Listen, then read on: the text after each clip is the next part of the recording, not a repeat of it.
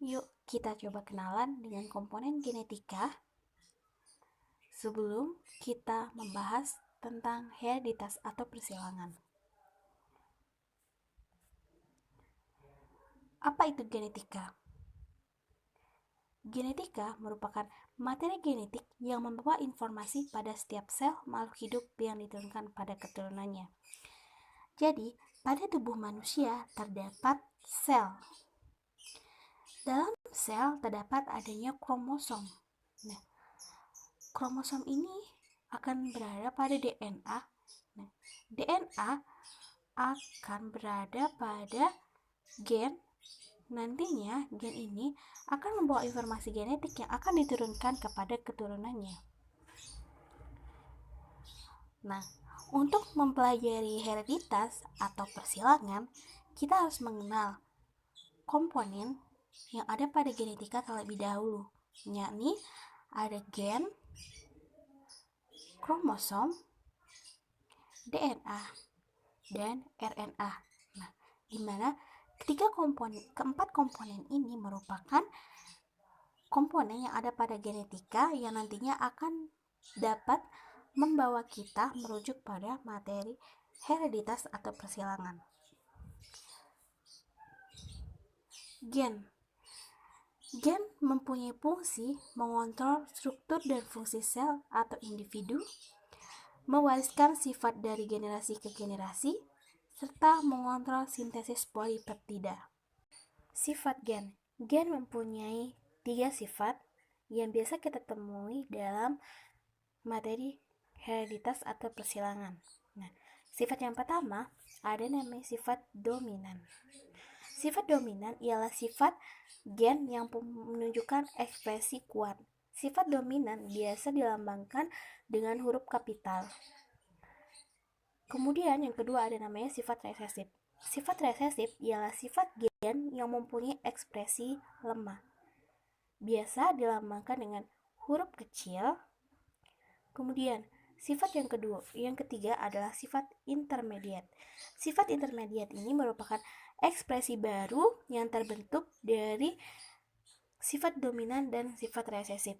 Nah, jadi ketika terjadi persilangan antara sifat gen yang dominan dan sifat gen yang resesif, bisa terjadi intermediate atau pembentukan ekspresi baru. Contohnya pada persilangan kucing hitam dengan kucing putih, di mana akan menghasilkan anakan kucing abu-abu. Kemudian ada namanya alel. Alel ialah pasangan gen yang dapat memisah. Contohnya di sini pada pasangan gen sifat intermediate, di sini terdapat pasangan gen pi besar dan B kecil. Nah, ini disebut dengan alel karena ketika disilangkan antara gen dominan dan gen resesif di sini, dia dapat memisah dan akan berpasangan dengan persilangan pasangannya. Nah, kemudian komponen yang kedua adalah tentang kromosom.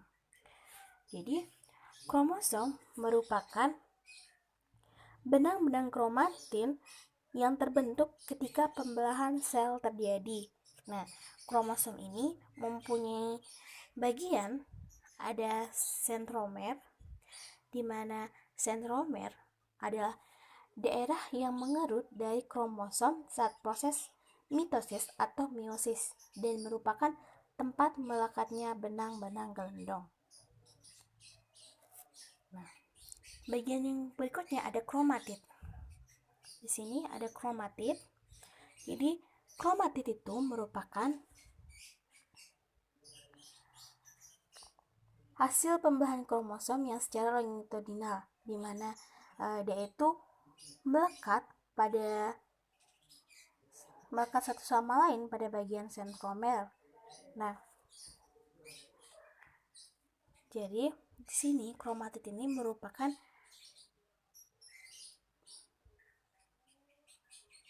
di sini ada kromatidnya, di sini ada benang-benangnya si kromatid ini.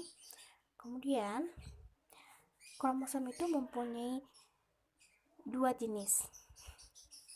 Yang pertama ada namanya autosom.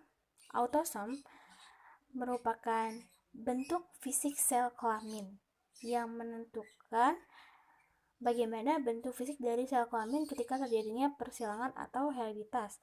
Nah, kemudian ada genosom. Genosom itu yang menentukan jenis kelaminnya, apakah dia laki-laki atau perempuan. Nah, biasa jenis kelamin jumlah kromosom. Nah, jumlah kromosom pada beberapa hewan itu biasanya berbeda-beda. Seperti pada manusia, itu kita mempunyai kromosom berjumlah 46. Nah, kemudian pada buah atau Drosophila berjumlah 8 kromosom. Kemudian pada nyamuk, dia itu mempunyai 6 kromosom. Nah, kemudian kita juga harus mengenal komponen DNA. Jadi, DNA merupakan molekul besar kompleks yang membentuk dua pita panjang yang saling berpilin atau disebut dengan helix ganda. Nah, jadi ini merupakan contoh DNA. DNA itu dikatakan dia merupakan helix ganda. Di sini dia yang menyerupai pita ini. Ini merupakan struktur DNA yang terdiri dari basa nitrogen. Nah, basa nitrogen pada DNA terdapat ada 4, ada disebut dengan pirin dan pirimidin, di mana pirin itu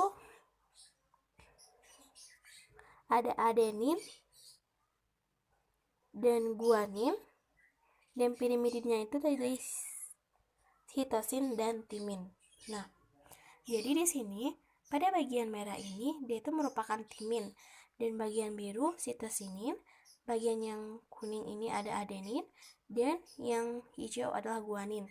Nah, kita lihat basa nitrogen pada struktur DNA ini selalu berpasangan, di mana timin selalu berpasangan dengan adenin, sementara sitosin selalu berpasangan dengan guanin. Nah, jadi basa nitrogen pada struktur DNA ini dia itu sudah ditentukan pasangannya. Timin selalu berpasangan dengan adenin, begitu juga dengan sitosin selalu berpasangan dengan guanin. Nah, bisa dilihat di sini. Kemudian RNA. Jadi, RNA merupakan benang tunggal dan tersusun dari gula ribosa, fosfat, dan basa. Nah, bedanya dengan DNA dikatakan helix ganda, tetapi RNA hanya satu rantai tunggal. Nah, di mana dia juga tersusun dari basa nitrogen. Nah, basa nitrogen pada DNA dan RNA itu ada perbedaan. Di sini letak perbedaannya adalah pada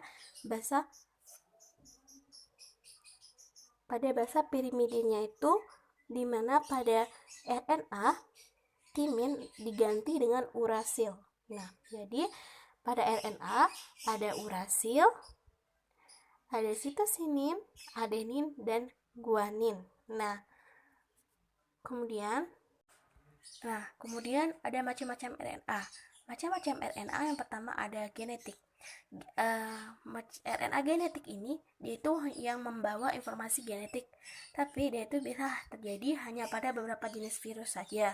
Nah, kemudian ada RNA non genetik. Nah, RNA non genetik ini dia berperan dalam proses sintesis protein. Nah, jadi dalam proses sintesis protein nanti RNA non genetik ini yang akan mempunyai peran, karena dia mempunyai beberapa bagian-bagian RNA seperti berikut. Nah, nih RNA non genetik yang berperan dalam proses sintesis protein.